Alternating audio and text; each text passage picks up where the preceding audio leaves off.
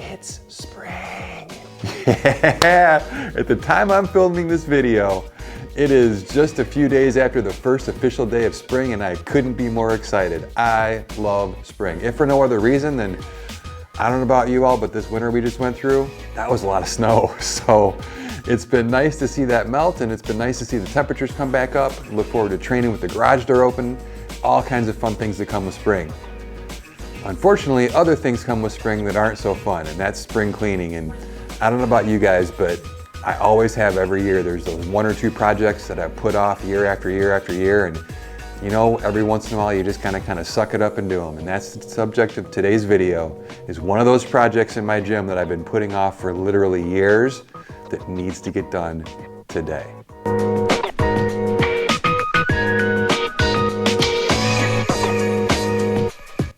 Growing up, my parents gave me some good advice. Don't make ground hornets mad. That's a really good piece of advice that we should all follow. Cars don't need pinstripes made with magic markers, especially Sharpies. That's another good lesson. Teach your kids. They also told me some really stupid things. And one of the more stupid things that my parents told me was, do as we say, not as we do. You can't say that to a kid. What's the first thing they're going to want to do? Whatever you're doing. So I felt a little weird recently when I put an article up on the gymcrafter.com website about barbell care and maintenance. How to do it, when to do it, how to store your barbells, and how to make sure that these kind of expensive pieces of equipment last you for a lifetime of training.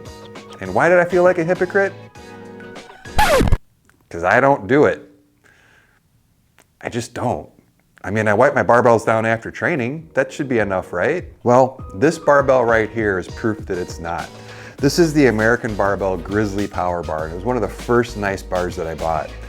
When I bought this bar, I had a lot of different requirements for a bar that I was looking for. I was looking for a bar under 300 bucks. I was looking for a bar with a good grippy knurl. I was looking for a bar that was made in the USA at the time. That was important to me. I was looking for a power. I was looking for all kinds of stuff. And one of the things I was looking for was I was looking for the most durable bar finish that I could get that came in under my budget of under $300. And at that time, the two most durable bar finishes, which is stainless steel and Cerakote, were way outside my price point range. At the time I bought this bar, I think the least expensive stainless or Cerakote bar that you could buy was in the $500 plus range. So that just was right out. So the next best choice, and a very common bar finish for bars, is hard chrome. Hard chrome is a very durable finish. It'll last you a lifetime. It looks nice, it feels nice. It's not a bad bar finish. It's one of my more preferred after stainless steel. But what I thought is that durable bar finish meant don't need to take care of your bar. Now again, I took care of it. I definitely wiped down my bar after use. I don't use chalk anymore, but at the time I started using this bar, I would make sure all the chalk was out of the bar after every use. Very important. If you guys use chalk, quick tip for you, leaving chalk on your bar is one of the quickest ways to make your bar corrode.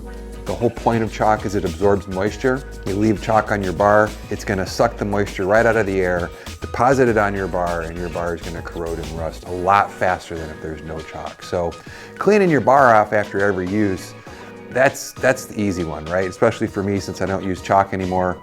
Just wipe it down, make sure there's no sweat on here, and away we go.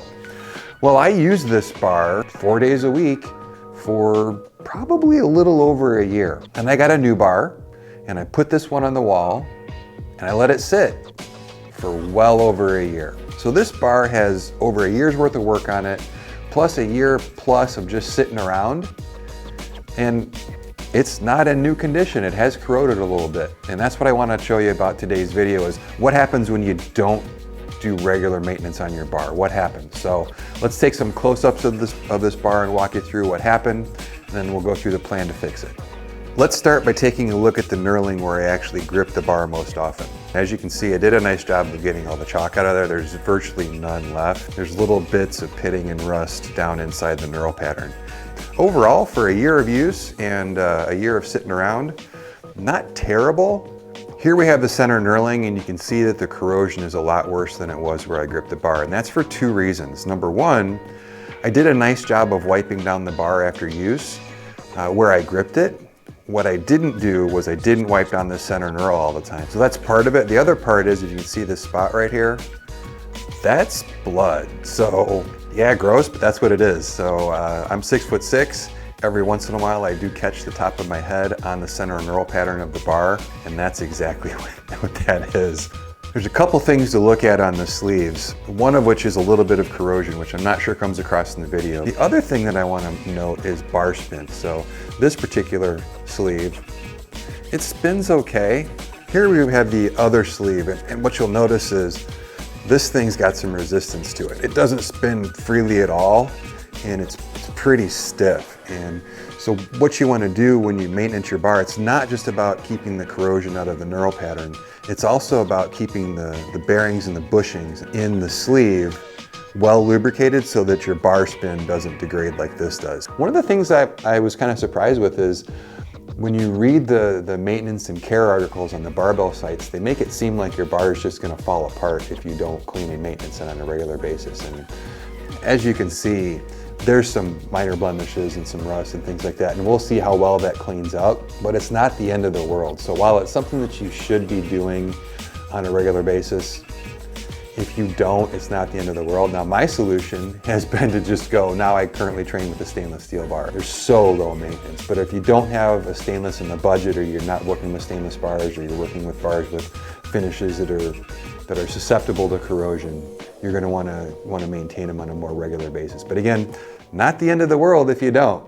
So I'm going to go clean this bar, and I'm going to make a video on how to clean it and how to maintenance it. We'll do that separately than this one.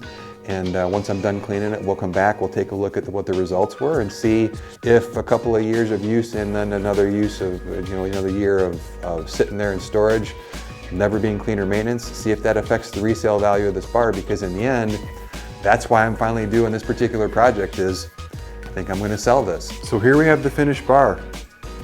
The rust is almost all gone. The corrosion is fixed. There's no more blood. It's shiny, it's new, and it's ready for sale. I'm really happy with how it came out, and just a couple hours of work really did a lot to bring this bar back to life. I'm real happy with what happened with the spin. As you can see, the spin is smooth. It's exactly what you want in your bar. Real happy with how that came out, and the other side is just as good. Nice free movement, no issues whatsoever. Spins great. I'm thrilled with how this came out. So was it the end of the world that I left this on the wall for over a year without cleaning it? Was it the end of the world that I used it for over a year without cleaning it? No. I mean, it would have been easier to clean if I hadn't done that. If I'd have gotten on it a little bit earlier, it probably would have been a lot easier to clean. But that said, a couple hours of work, and it took off pretty much all of the corrosion and the dirt and everything that's in here. So not that big of a deal if you've got dirty bars at home. And I mentioned this in the video I made for cleaning this. This is something to keep in mind if you're in the market for a used bar. Maybe this one, I'm selling it. But if you see a used bar and it's got some corrosion on it, it's got some rust, it's got some, cosmetic defects, as long as it's in good shape, it's straight, you can bring back the bar itself, you can bring back the spin of the sleeves, you can really do a lot to bring back to life an old kind of neglected bar. So that's all I've got for this time. If you like this video, give me a thumbs up. Shoot me a note in the comments if you'd like to see anything else or anything else covered. And until next time, I'm Tim with Gym Crafter.